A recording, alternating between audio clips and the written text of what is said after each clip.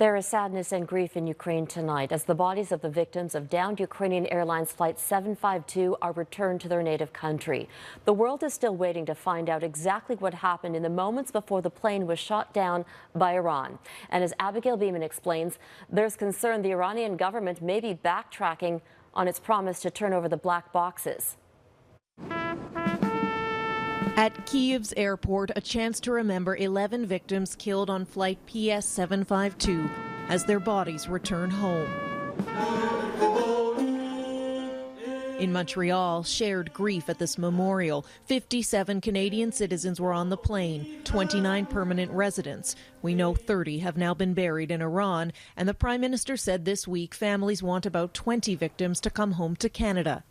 Armin Muratab lost his twin brother and sister-in-law. Please go investigate and find what has happened that night.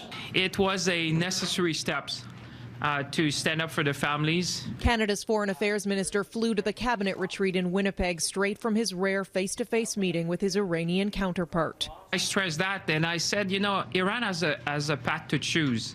Either they go to the path of transparency, accountability, and taking full responsibility. When you say to the world you take full responsibility, that comes with consequences. But since he left, new reports emerged that Iran may not turn over the black boxes for a third-party investigation.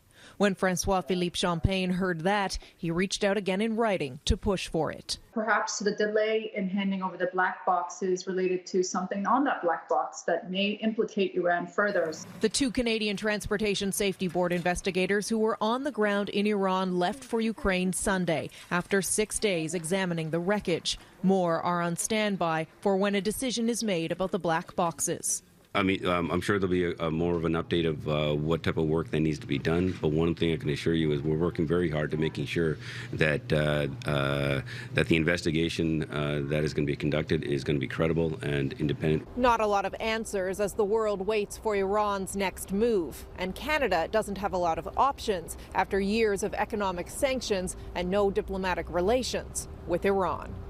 Abigail Bimman, Global News, Winnipeg.